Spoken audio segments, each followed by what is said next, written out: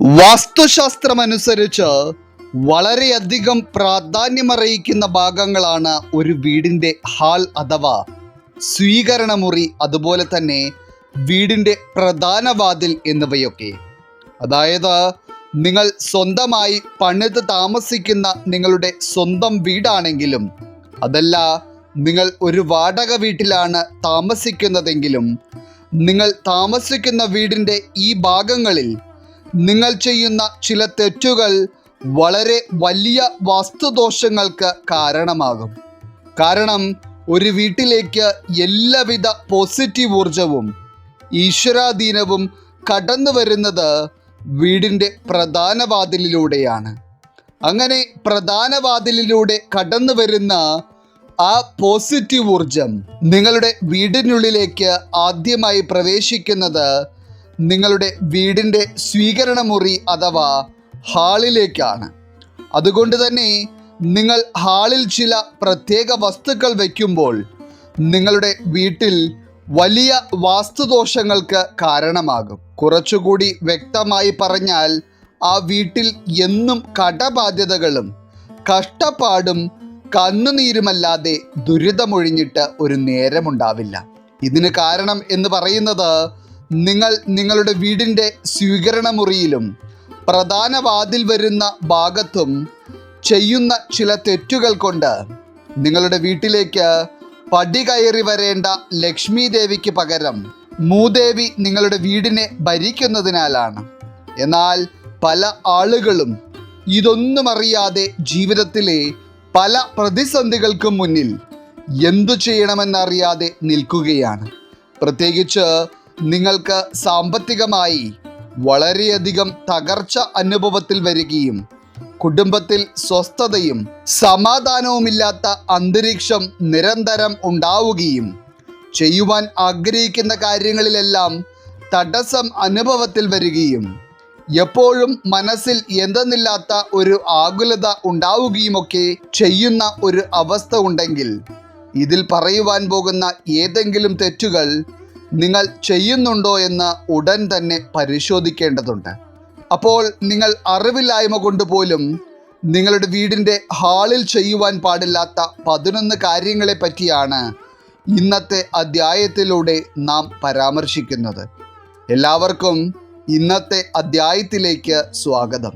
അപ്പോൾ ഇതിൽ പറയുവാൻ പോകുന്ന കാര്യങ്ങളിൽ ഏതെങ്കിലും ഒരു തെറ്റെങ്കിലും നിങ്ങൾ ചെയ്തിരുന്നവരാണെങ്കിൽ, അത് അവിടെ നിന്ന് മാറ്റിക്കഴിഞ്ഞാൽ ഇതുവരെ നിങ്ങളിൽ നിലനിന്നിരുന്ന ദോഷങ്ങൾ പൂർണ്ണമായി ഇല്ലാതാവുകയും ഉടനടി തന്നെ നിങ്ങളുടെ ജീവിതത്തിൽ ഐശ്വര്യപൂർണമായ മാറ്റമുണ്ടാവുകയും ചെയ്യും എന്നതും നിങ്ങൾ അറിഞ്ഞിരിക്കുക.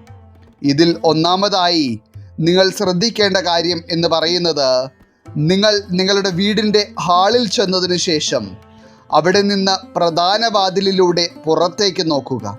കാരണം വാസ്തു പറയുന്നതനുസരിച്ച് വീടിൻ്റെ പ്രധാന വാതിലിലൂടെ പുറത്തേക്ക് നോക്കുമ്പോൾ ചില വസ്തുക്കൾ കാണുന്നത് അതീവ ദോഷകരമാണ്. അതിൽ തന്നെ ഒന്നാമത്തേത് എന്ന് പറയുന്നത്, നിങ്ങൾ പ്രധാന വാതിൽ തുറന്നു നോക്കുമ്പോൾ തീ കത്തുന്നത് കാണുന്നത് ദോഷകരമാണ്. അതായത് പലരും ചപ്പ് ചവറുകളും മറ്റും കൂട്ടിയിട്ട് കത്തിക്കുന്നത് മുറ്റത്തായിരിക്കും.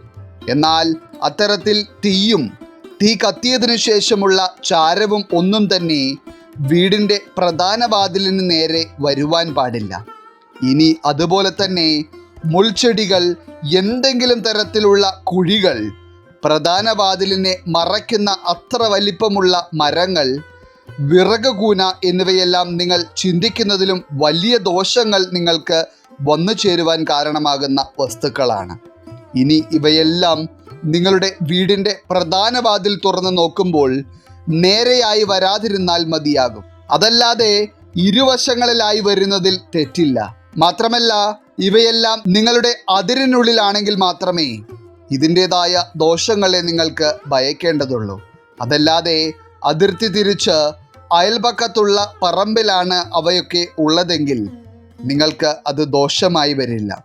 അപ്പോൾ ഈ പറഞ്ഞതിൽ ഏതെങ്കിലും കാര്യങ്ങൾ നിങ്ങളുടെ വീടിൻ്റെ ഹാളിൽ നിന്ന് നോക്കുമ്പോൾ നിങ്ങളുടെ പുരയിടത്തിനുള്ളിൽ തന്നെയായി കാണപ്പെടുന്നുണ്ടെങ്കിൽ അതിലും വലിയ ഒരു ദുശകനം വേറെയില്ല എന്ന് വേണം നിങ്ങൾ മനസ്സിലാക്കുവാൻ.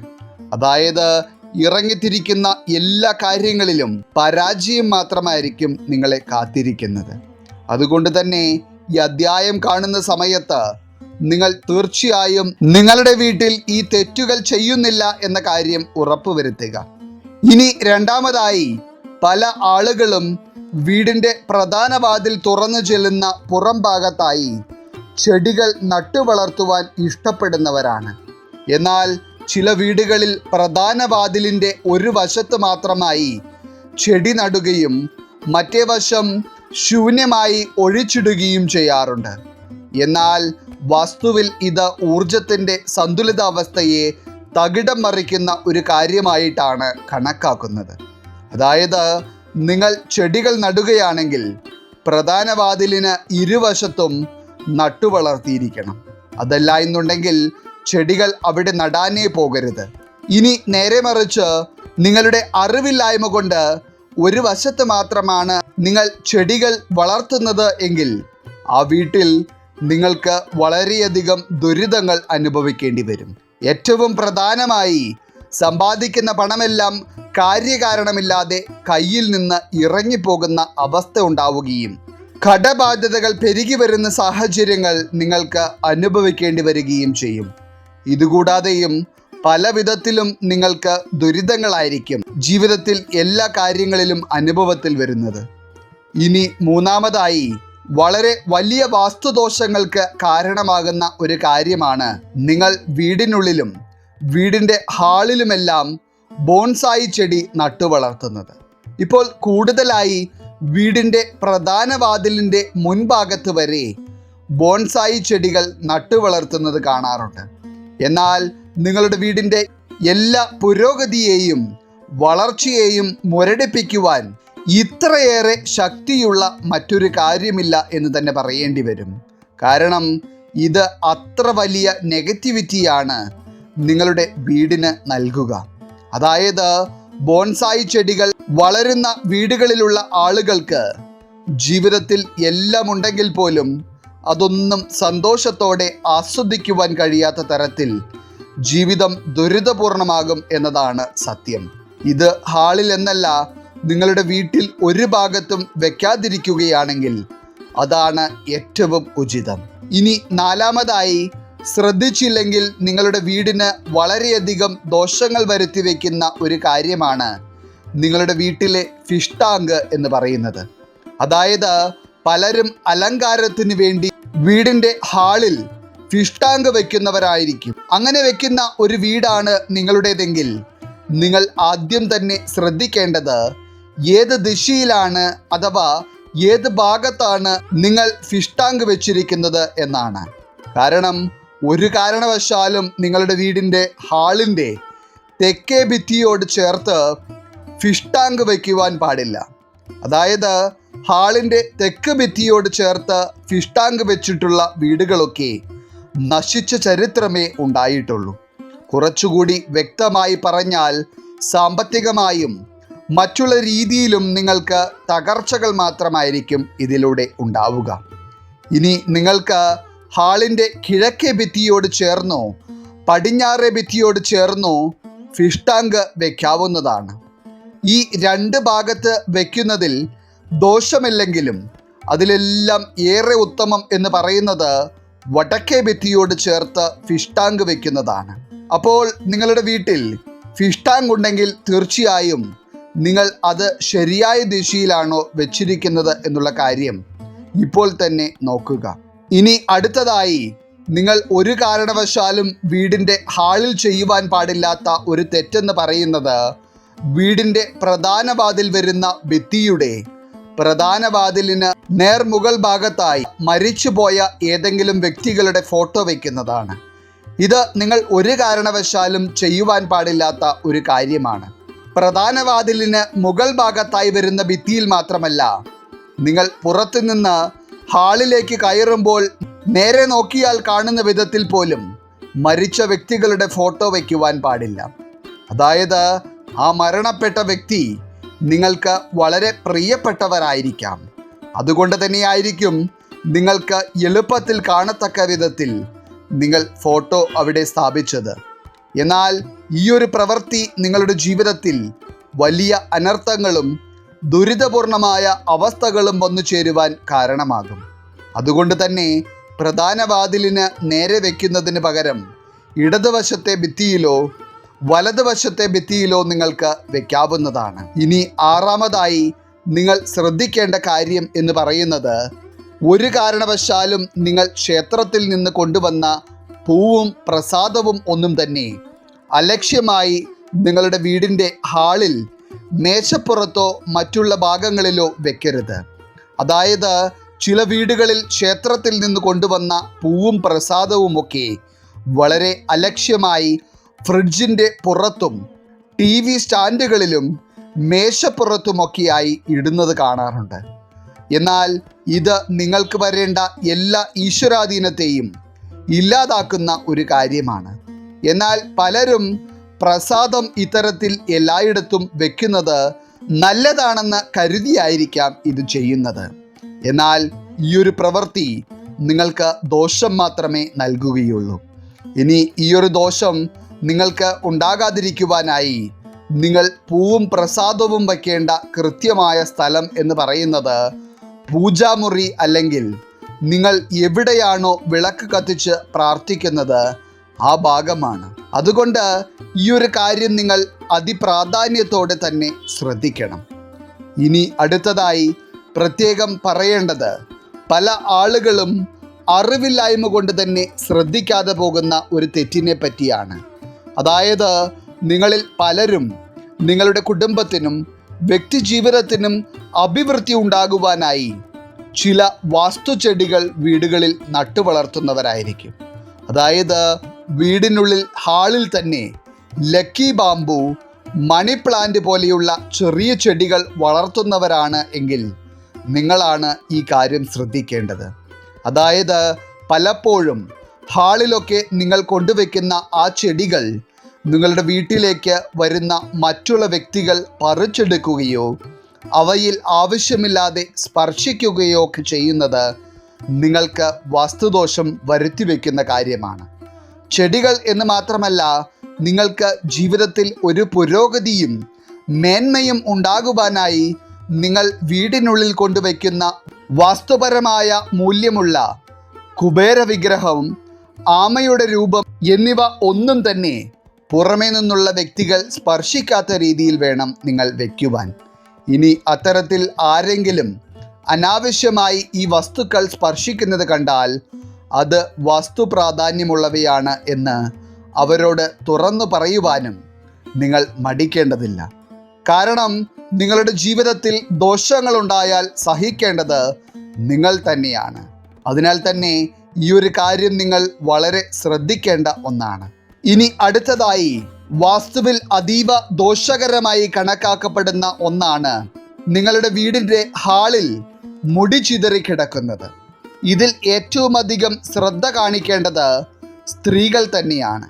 കാരണം മുടി കൊഴിച്ചിലൊക്കെയുള്ള വ്യക്തികൾ നിങ്ങളുടെ വീട്ടിലുണ്ടെങ്കിൽ അറിഞ്ഞോ അറിയാതെയോ കൊഴിഞ്ഞ മുടി നിങ്ങളുടെ വീടിൻ്റെ ഹാളിലേക്ക് ചെന്നിട്ടുണ്ടെങ്കിൽ ആ പറന്ന് നടക്കുന്ന മുടി മൂദേവിയായിട്ടാണ് കണക്കാക്കപ്പെടുന്നത്.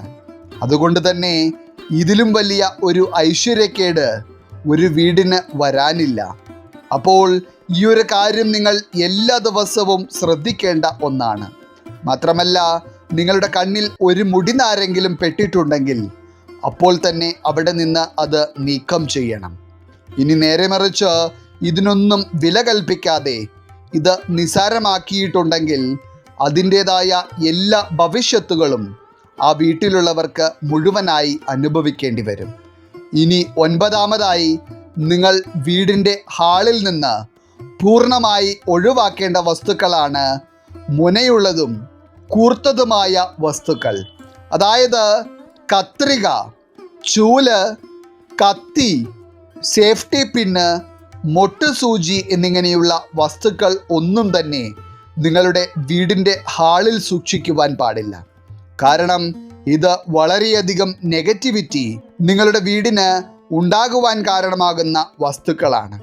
അതിനാൽ തന്നെ ആ വീട്ടിലുള്ളവർക്ക് മനസ്സമാധാനം ഉണ്ടാവില്ല എന്ന് മാത്രമല്ല, എത്രയൊക്കെ സമ്പത്തുണ്ടെങ്കിലും സന്തോഷം എന്ന് പറയുന്നത് അവരുടെ ജീവിതത്തിൽ അന്യം നിന്ന ഒന്നായിരിക്കും. ഒപ്പം തന്നെ വീടുകളിൽ അലങ്കാര വസ്തുക്കളായി കൂർത്ത ഡിസൈനിൽ വരുന്ന ചില വസ്തുക്കൾ വെച്ചിരിക്കുന്നത് കാണാം. എന്നാൽ അത്തരത്തിലുള്ള അലങ്കാര വസ്തുക്കളും ഹാളിൽ നിന്ന് ഒഴിവാക്കുന്നതാണ് ഉത്തമം. ഇനി 10ാമതായി നിങ്ങൾ വളരെ പ്രാധാന്യം നൽകേണ്ട ഒരു ഭാഗമാണ് ഹാളിൻ്റെ തറ എന്ന് പറയുന്നത്. നിങ്ങൾ പ്രധാന വാതിൽ കടന്ന് ഹാളിലേക്ക് പ്രവേശിക്കുന്ന ഭാഗം എന്ന് പറയുന്നത് വാസ്തുവിൽ അതിപ്രാധാന്യമറിയിക്കുന്ന ഒന്നാണ്. അതായത് ഹാളിൻ്റെ തറയിൽ എന്തെങ്കിലും തരത്തിലുള്ള പൊട്ടലുകളോ വിള്ളലുകളോ ഉണ്ടെങ്കിൽ അത് നിങ്ങൾ നിസ്സാരമായി കാണരുത്. അതായത് പ്രധാന വാതിലിന് അകത്താണെങ്കിലും പുറത്താണെങ്കിലും ടൈലുകൾ പൊട്ടിയ അവസ്ഥയിലോ തറ വിള്ളൽ വീണ അവസ്ഥയിലോ ആണെങ്കിൽ അതിനുള്ള പരിഹാരം നിങ്ങൾ ഉടനടി തന്നെ കാണണം. അതല്ലാതെ ഇത് നിസ്സാരമായി കാണുന്ന വീടുകളിലുള്ള വ്യക്തികൾക്ക് ജീവിതത്തിൽ ഒരു വിധത്തിലുള്ള പുരോഗതിയും കാണുവാൻ കഴിയില്ല എന്ന് മാത്രമല്ല, കുടുംബം തന്നെ ശിഥിലമായി പോകുന്ന തരത്തിലുള്ള അന്തരീക്ഷമായിരിക്കും വീട്ടിനുള്ളിൽ ഉണ്ടാവുക. ഇനി അതുപോലെ തന്നെ നിങ്ങൾ പ്രാധാന്യം നൽകേണ്ട ഒന്നാണ് പൊട്ടിയ ഗ്ലാസുകൾ, പൊട്ടിയ ഫ്രെയിം വരുന്ന ഫോട്ടോകൾ എന്നിവ ഒന്നും തന്നെ ഹാളിൽ വെക്കാതിരിക്കുക എന്നത്. അതിനി ഈശ്വര ചിത്രങ്ങളാണെങ്കിൽ പോലും പൊട്ടിക്കഴിഞ്ഞാൽ അവ നന്നാക്കി വയ്ക്കുകയോ അതല്ല എന്നുണ്ടെങ്കിൽ നല്ല ചിത്രങ്ങൾ വാങ്ങി വയ്ക്കുകയോ ചെയ്യുക. ഇത് അവഗണിച്ചാൽ ദാരിദ്ര്യത്തിലേക്ക് കൂപ്പുകുത്തുന്ന ഒരു അവസ്ഥയായിരിക്കും നിങ്ങൾക്ക് ഉണ്ടാവുക. ഇനി ഏറ്റവും അവസാനമായി പറയേണ്ടത് ക്ലോക്കുകളെ പറ്റിയാണ്. അതായത് നിങ്ങളുടെ നേരത്തെ സൂചിപ്പിക്കുന്ന ഒന്നാണ് ഘടികാരം എന്നത്. അതായത് നിലച്ചുപോയ ഒരു ഘടികാരം നിങ്ങളുടെ വീട്ടിലുണ്ടെങ്കിൽ അതോടെ നിങ്ങൾ ചെയ്യുന്ന പല കാര്യങ്ങളും അതേ അവസ്ഥയിൽ നിലച്ചു പോകും എന്നതാണ് വാസ്തു പറയുന്നത്. അതായത് ഇപ്പോൾ പല വീടുകളിലും കാണുവാൻ വളരെ ഭംഗിയുള്ള ലാമ്പുകളോടൊപ്പം വരുന്ന രീതിയിലുള്ള ക്ലോക്കുകൾ പലരും വാങ്ങി വെക്കാറുണ്ട്. എന്നാൽ മനോഹരമായതിനാൽ തന്നെ ക്ലോക്ക് നിശ്ചലമായാലും അവ അവിടെ നിന്ന് എടുത്തു മാറ്റുവാൻ ആരും കൂട്ടാക്കാറില്ല. എന്നാൽ ഈ ഒരു പ്രവൃത്തി നിങ്ങളുടെ വീടിനെ നാശത്തിലേക്ക് കൊണ്ടുചെല്ലുന്ന ഒന്നാണ്. അതുപോലെ തന്നെ കേടായ ഒരു ഇലക്ട്രോണിക് ഉപകരണങ്ങളും വീടിനുള്ളിൽ വെക്കുന്നത് നല്ലതല്ല. ഇത് കഷ്ടകാലങ്ങളെ വിളിച്ചു വരുത്തും എന്നതാണ് ഫലം. അപ്പോൾ ഇന്നത്തെ അധ്യായത്തിൽ പറഞ്ഞ വാസ്തുദോഷത്തിന് കാരണമാകുന്ന ഏതെങ്കിലും കാര്യങ്ങൾ ചെയ്തിരുന്ന ഒരു വീടാണ് നിങ്ങളുടേതെങ്കിൽ ആ ഒരു തെറ്റ് ഇനി നിങ്ങൾ ആവർത്തിക്കാതിരിക്കുക എന്നതിനോടൊപ്പം തന്നെ നിങ്ങളുടെ പ്രിയപ്പെട്ടവർക്ക് ഈ ഒരു അറിവ് പറഞ്ഞു കൊടുക്കുകയും വേണം. ഈശ്വരൻ നിങ്ങളെല്ലാവരെയും അനുഗ്രഹിക്കട്ടെ. നിങ്ങളുടെ പ്രത്യേക പ്രാർത്ഥനാ വിഷയങ്ങൾ എന്തെങ്കിലുമൊക്കെ ഉണ്ടെങ്കിൽ നിങ്ങളുടെ പേരുകൾ സഹിതം ഒന്ന് എഴുതി അറിയിക്കുക. നാം നമ്മുടെ പ്രാർത്ഥനകളിലും പ്രത്യേക പൂജകളിലും നിങ്ങളുടെ പേരുകൾ സഹിതം ഉൾപ്പെടുത്തുന്നതായിരിക്കും. എല്ലാവർക്കും നന്ദി, നമസ്കാരം.